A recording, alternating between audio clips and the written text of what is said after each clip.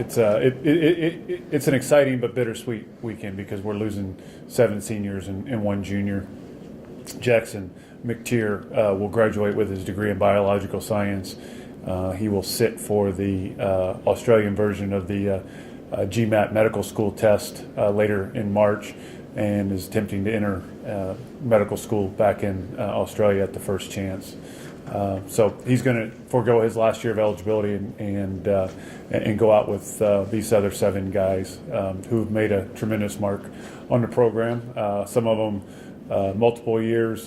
Travis Parrish is his third, and then a group of just 2 who the main body of our group has won 40 games over the last 2 years so far, with more to play, and so they've had a lot of success, fought through injuries, and I think restored a lot of pride to our program after a down year a couple of years ago. And so, we'll miss all of them: Suki, Deontay, Spencer, Travis, Taylor Thompson, Corey Hamill,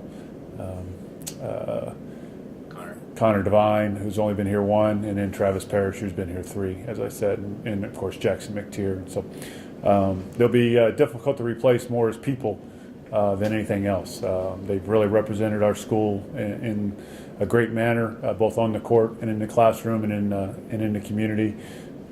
We constantly get positive comments about the way they interact on the road, and so it's, as I said, exciting because we have 2 games to get ourselves ready for the conference tournament, but a very bittersweet Saturday afternoon about 5 o'clock when they finished their last home game here.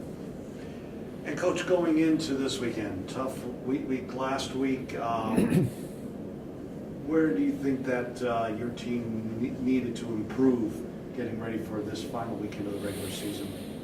We were very poor offensively last week. Fighting a few little injuries, I think might have had a little effect, but I think we were 3 for 16 one game, 3 for 18, or might have been 3 for 16 both games from the 3-point line, which is not very good. Thursday night, we had no rhythm. Spencer was in foul trouble. He's our second leading scorer, so that didn't help.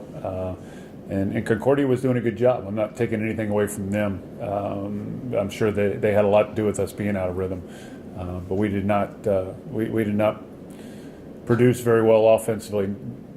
On the other hand, defensively, I thought we played really well. We held them to 33% shooting, and gave ourselves a chance to win when we weren't being very good offensively.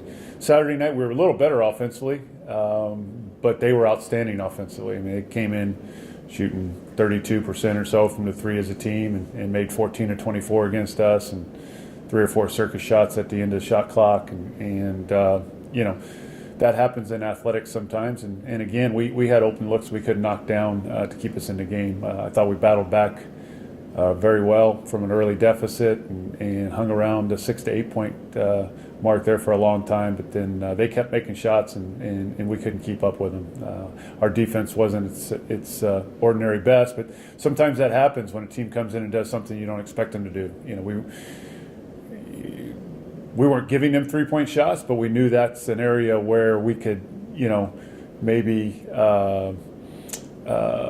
buy a little bit of time, I guess you will, from keeping them from penetrating and those types of things. Then when they started making those 3-point shots, then we had to make some adjustments, and that affected our 2-point defense also. If you look at our stats, there's games where we take the 3-point away and we give up a higher percentage of 2s. Sometimes we take the 2s away and give a higher percentage of 3s. Can't do both, though.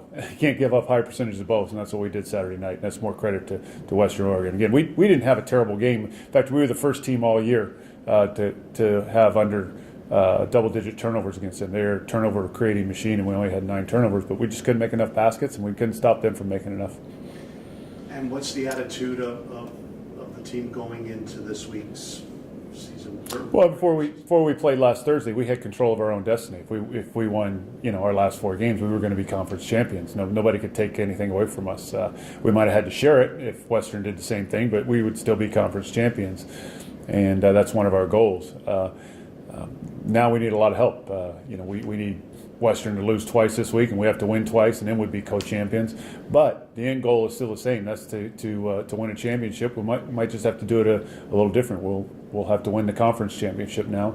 by hopefully putting ourselves in a position to play 2 games next week. And if we can do that, then they can't keep us out of the NCAA tournament. The two losses hurt us in our at-large bid aspirations, I think, as we go forward. But the season still has to be played out, so some of the other teams that we were competing with might drop a 1 or 2 more, and we'll see. So, our whole focus is on Northwest Nazarene. They beat us at their place. We did not play particularly well, and so I think that even though it's been almost 3 months since we've seen them, we want to play better and get that win, and then we'll move on and see where that puts us.